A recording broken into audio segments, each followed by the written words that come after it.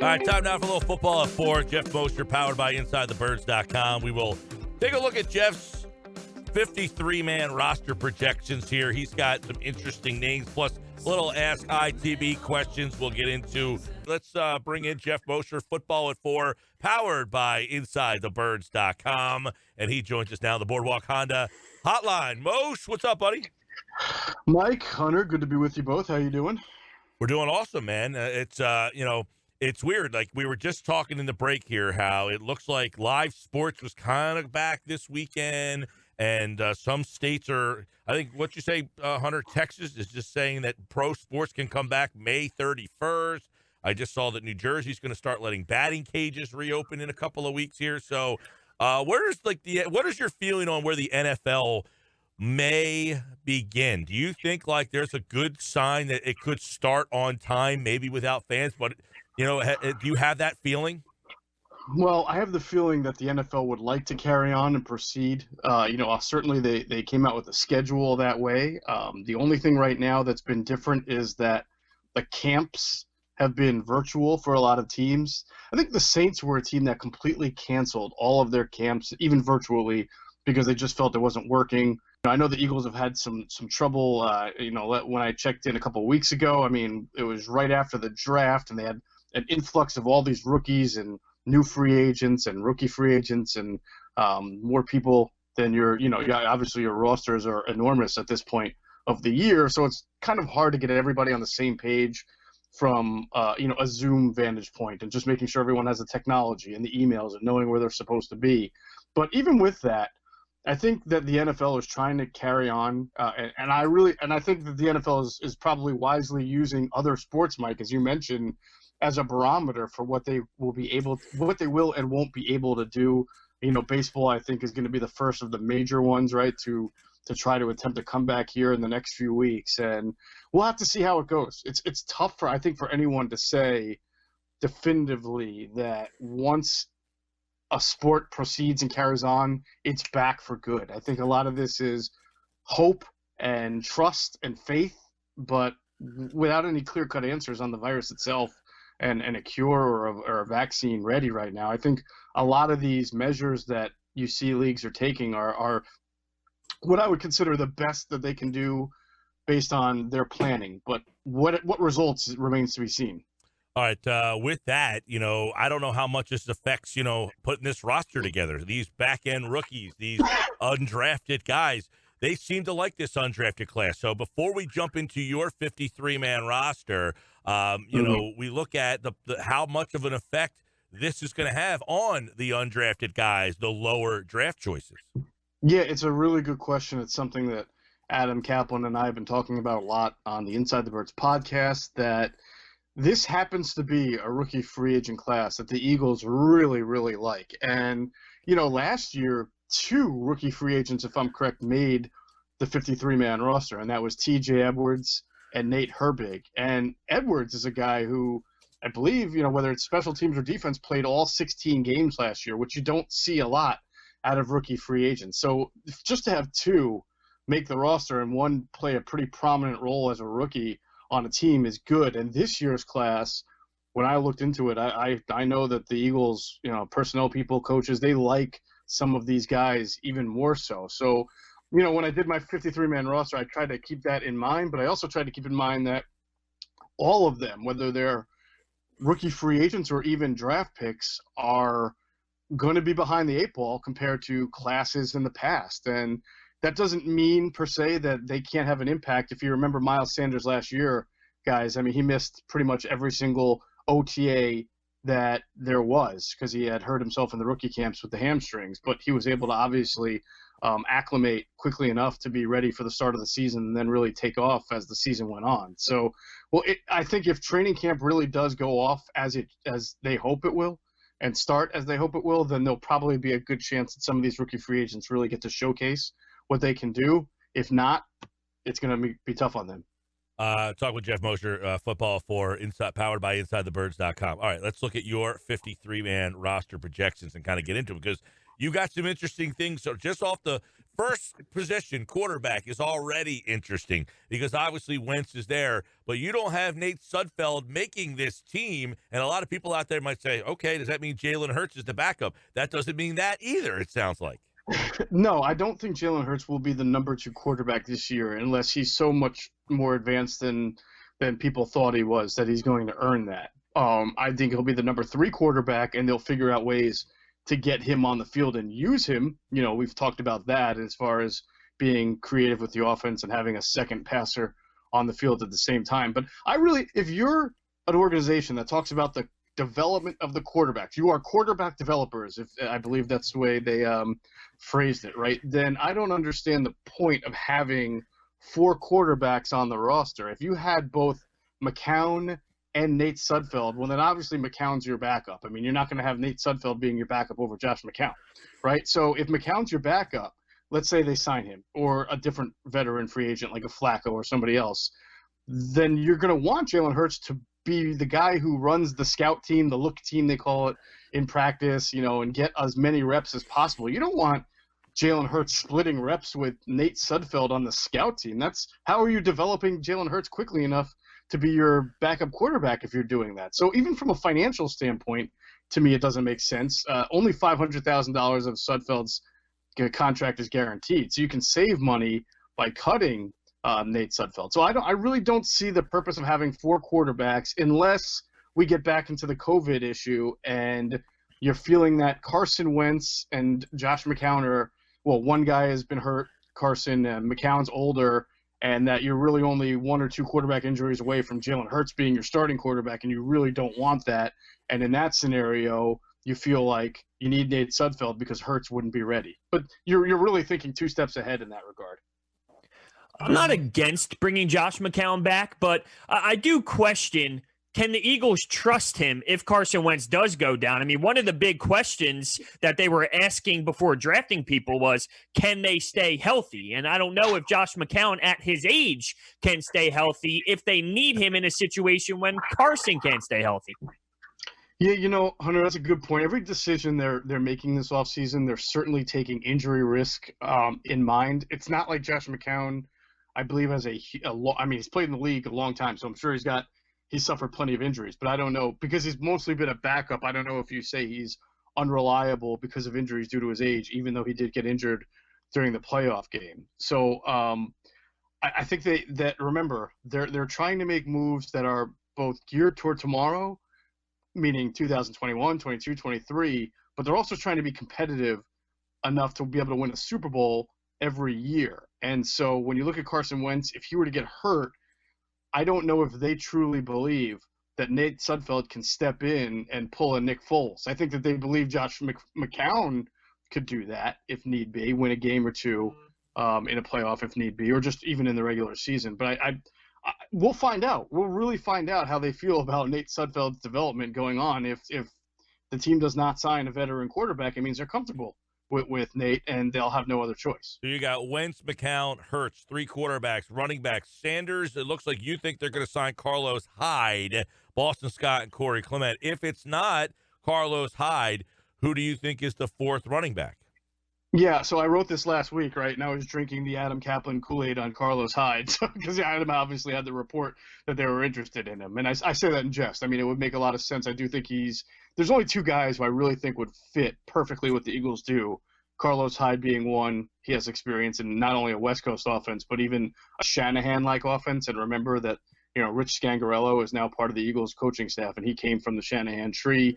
And then the other would be Devontae Freeman, who just has, you know, when healthy, he's a good runner, he's a good ball receiver, he's a good blocker, a decent blocker, not great. Everybody remembers the Super Bowl where he blew one, and it helped fuel the New England comeback. But I just think he fits the offense really well. So I wrote Carlos Hyde, but you can just write veteran running back there. So Miles Sanders, Boston Scott, veteran running back. And then I put Corey Clement on there, Adam, Hunter and Mike. But that's where I probably am starting to second-guess myself, because I do know how fond, again, they are of some rookie free agents. And if a guy like Killen can make the team, I know he's got a lot of speed. I mean, I feel like Corey Clement should not be etched in stone. I mean, he obviously came back on a 1-year deal. They let him go out in free agency. He didn't get a bite. He came back. But, there's Elijah Holyfield, Adrian Killins, Mike Warren out of Cincinnati. We know the Eagles' history of, hitting on players from Cincinnati. So I think there's a really good competition there. But I factored in the lack of the preseasons, and I gave Corey Clement here the benefit of the doubt. I feel I am very intrigued with Boston Scott's role. And, I just wonder how they are going to utilize him next year and if he's going to take a significant jump in his career and be even more of a factor than he was last year, which is saying a lot because I thought he added a lot to this roster. So how do you think Doug Peterson is going to utilize him? And I guess that kind of goes with how do you think Boston Scott is going to develop for this upcoming season? Yeah, Boston Scott was one of those guys, Hunter, who played really well when called upon last year in December and had to step up, kind of like Greg Ward at wide receiver. But when you step back and look at the big picture, you understand that they're just better suited for certain roles. And I don't know that, Boston Scott is really the ideal number two, for this team. I think that if you look at his skill set, you say, wow, he's a little bit like Darren Sproles in that he can catch the ball, he's fast, he's herky-jerky, and he can do a lot of different things. And over the last few years, Sproles was your number 3 running back / returner. So I think number 3 running back is a good role for Boston Scott, at least going into the year, guys. And if he continues to develop and you really like what you see, then he can always be elevated to number 2. I mean, even over the veteran that they might sign or not sign. So the opportunity – this is what's great about running back. Behind Miles Sanders, I think there's a whole bunch of opportunities for anybody who wants to step up and seize it. But I'm sure from a front office thinking, from a coaching staff thinking, when they look at Boston Scott, his size, his pedigree, what he brings to the table, they feel that right now he's the ideal number 3. Geoff Mosher, Football 4, powered by InsideTheBirds.com, looking at his 53-man roster predictions. Wide receiver, Jackson, Rieger, Ortega-Whiteside, and then you got, I guess, Greg Ward is in there. And then I guess it's up in the air. I mean, because obviously you drafted Hightower, you traded for Goodwin, Quez Watkins. So I guess those guys might all be like 3 guys battling for 2 spots, or you look like you have 6 receivers making the team. So it looked like it would be 3 guys really battling for 2 spots there. And then, of course, this isn't even counting some of these guys who had been here last year, Robert Davis, Josh Perkins, those kind of guys. Right. And again, their all emphasis on speed this offseason, especially perimeter speed, probably hurts guys who were even on the team last year, like Robert Davis and the other guy, Deontay Burnett, people who were kind of plugging holes last year that don't bring a lot of downfield presence to them. Is Wendell, I think, not Wendell, Shelton Gibson still on the roster too. So be interesting to see what he can do in his next go-around. But you're right, the top 4, I believe, are entrenched, and that would be Deshaun Jackson, Jalen Reagor, J.J. Ortega-Whiteside, and Greg Ward. It's just the next 2 spots. Goodwin is a guy they traded for. He's a veteran. They don't have a lot of veterans other than Deshaun, especially with Alshon Jeffrey on PUP. That doesn't guarantee him anything, but I think at least it gives him, if he can stay healthy, a leg up. And John Hightower is a guy that was drafted in the 5th round. Some people felt he could be anywhere from 3rd to 4th in a different draft, so you give him the benefit of the doubt right now. But I agree. I think it's, you could put Goodwin, you could put Hightower, you could put the 6th-round pick, Quez Watkins, and again, there are a few wide receivers that they signed as rookie free agents that if one of them dazzles, and, I think Adam mentioned when he was on with you last week, Manasseh Bailey, or maybe Andrew did. He's a guy from Morgan State that can really fly, that they really like, so he'll be kind of in that competition to leg out. Special teams, that's always big for the last 2 spots, so if any one of these guys can really prove themselves on special teams, they can earn themselves a roster spot. If you said J.J. Ortega-Whiteside had to come in being better in one area, what would you say is the most important to his game? Oh, that's a good one. I think, it would be easy, Hunter, to say, well, catching the ball because he had some drop issues last year, but I think that just stood out because they were at critical moments. For me, it would be route running. I feel like he was really, and I don't know if that's an extension of not understanding the offense or, as he has talked about, being in so much pain and needing treatment throughout the week that he just wasn't what he should have been from a physical standpoint. But I felt like last year a lot of his problems were just not precise route running, and now that's when you don't have elite speed and he doesn't. You need to learn how to stack corners by using your footwork, using the cornerback's leverage against him, technique. And I think he needs to emphasize all of that this offseason and come back ready, knowing the playbook and doing what he did at Stanford, which was, getting open not through speed, but using his body, contested catches, being a better route runner, and so forth. Football forward, Geoff Mosher, powered by Inside the Birds. Let's look at the next position is tight end. Andrew was on with us last week. He only has two. You only have two, Ertz and Goddard. That's it. Do they even have another intriguing prospect at that position? I know they brought back Alex Ellis, who was in and out of the team last year a little bit. Perkins is there. There was I think a rookie free agent, Noah Togai, if I'm pronouncing that correctly. I don't think that this is a position that once you get by the first two, that you're finding a whole lot of depth at, and that's why even last year they brought back Richard Rodgers. It didn't work out just like they had done the year before. It wouldn't shock me if they're still looking for that third tight end to be a blocking tight end, or someone who can come in and play the role that Rodgers did play when he was healthy. It wasn't much, but he actually did play an effective role as an inline tight end. So if there's one out there or one gets cut at the end of camp, it wouldn't shock me if the Eagles look to bring that person in. But then that's usually after the final 53, right? That's your waiver claim. But it might even happen before that. But I clearly, I don't think when you look at beyond Ertz and Goddard that Perkins or Togai or anybody else would be, a sure shot to make the team. And, Andrew did a good job of pointing out that you have this flexibility option now with your practice squad where two guys can be active on the active roster during the week. So you don't have to necessarily sign him and make all these moves like you did in the past. So you can stash a young tight end on the practice squad and still have him eligible for a game. They certainly need more than two tight ends because for all the two tight end formations that they use in practice, you need a backup you need a second team offense, and then you have to have a second team two tight end offense to practice what you do. So they'll have some bodies, just may not be 53 man right away. Gill and I bicker back and forth about this, and you kind of brought it up. They do run a lot of 12 personnel, and I think they run 12 personnel because they want to do that. And I'm curious your thoughts. Do they run it because that's the personnel that they have and that's what they have on their roster, or do they run that because they choose to go with that? This is almost like the football equivalent of an existentialist question, right? Like, do they run it because they prefer it because that's what they are, or do they run it because they have two of the better tight ends in the league? I think if the Eagles had Zach Ertz and then a number two tight end who you'd never heard, let's say their next best tight end was Josh Perkins, I don't think that they would run a whole lot of two tight end formations, Hunter. I don't think it's something that philosophically they prefer. I mean, Doug Peterson is straight from the Andy Reid tree. Andy Reid's spread it out, 3 receivers, 11 personnel, 1 tight end. But to Doug's credit and the whole team's credit, really, when you have really good players, it's your job to get them on the field, and they just happen to have 2 really good tight ends. Well, they did go up and draft him, so they had the mentality to do that, correct?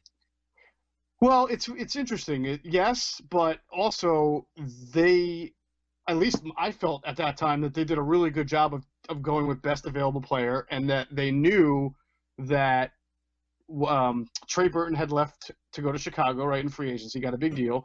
Brent Selleck had retired. So after Zach Ertz, the cupboard was bare at tight end. So if Ertz were to have gotten hurt, who were they going to throw in there that was going to be an effective enough player? And a lot of teams had Dallas Goedert rated as a first-round pick. So the fact that he was there in the second round and they can go up and get a really good player, I think was more the philosophy of let's just get a really good player at a position where we could use another good player, more so than we want to be 12 personnel. That's our identity moving forward. Like I'd be very surprised if 5 years from now, if Ertz and Goddard are still on the roster and they're a 2 tight end. I don't think that their goal or objective is to be what the Patriots used to be with Aaron Hernandez and Rob Gronkowski. Maybe it is because maybe they just keep striking out on wide receivers and doing well on tight ends. Yeah. But I really do think if all things were equal, if they had just as many good wide receivers as tight ends, you'd probably see them in more 11 personnel. All right, Moshe, let's close out with the offensive line here, which is interesting because I do not see – nope, I do see Jason Peters made your list. So You believe Peters would be back, which means essentially he would be starting. So you'd have your same starting offensive line from last year with Dillard, Mailata, Driscoll, and Pryor as your backups. Yeah, this is one, Mike, that all of us are kind of confounded by, whether it's Andrew or Adam. I mean, we talk about it a lot. I don't know. I don't want to say you're putting words in my mouth a little bit, but I really don't know how it would work if Jason Peters came back. I know this team wants Andre Dillard to step up and seize Well, I'm not left tackle. suggesting you're saying he would be a starter. I'm just saying it has been suggested that if he comes back, it would not to be as in a reserve role. Right. Well, I know you have like heads butting here. I know Jason Peters doesn't want to be a backup, and if he returns to the Eagles, he's not going to want to be a backup. But I know the Eagles wouldn't mind having Peters back, but they want Dillard to start. So what becomes of that? Is it an open competition? Is it Dillard starts off, and then if he doesn't play well or gets hurt, then Peters is in? Does Peters come in disgruntled and thinking, I know I'm going to take the job anyway? I mean, there's just a whole lot of options at play here. But the bottom line is that let's say Jason Peters was out of the equation. Let's say he retired. The Eagles would probably want to sign a backup veteran offensive lineman because among the backups you have Mailata, Matt Pryor, Jack Driscoll, as you mentioned, the draft pick. There's not Sua Opeta, Nate Herbig, not a lot of NFL experience there. Every team is always benefited by having a veteran backup offensive lineman if they can get it. So maybe they see it as if Peters comes back, he's like our veteran offensive lineman signing in free agency. He just happens to be here and a future Hall of Famer. I don't know how that's going to work out. I think it's one of the more fascinating things to watch as the spring and the summer develops. But I do have the feeling that Jason Peters will be back. Do you think it's crazy to actually be concerned about Brandon Brooks? I mean, a couple years in a row now he's been injured. What happens if he gets injured again this year and they just gave him a big payday? It's a great question. I don't think it's crazy. Honestly, I don't think it's crazy to be worried about injury concerns for anybody, especially on the Eagles last few years. I mean, everybody they've had has basically gotten hurt. Now he is, I believe he just turned 30, right? Yeah, no, he turned 30 earlier. And he'll be 31 in August, Brandon Brooks. So by the time the season starts, he'll be 31. As you mentioned, he had the Achilles injury. He's had some other injuries.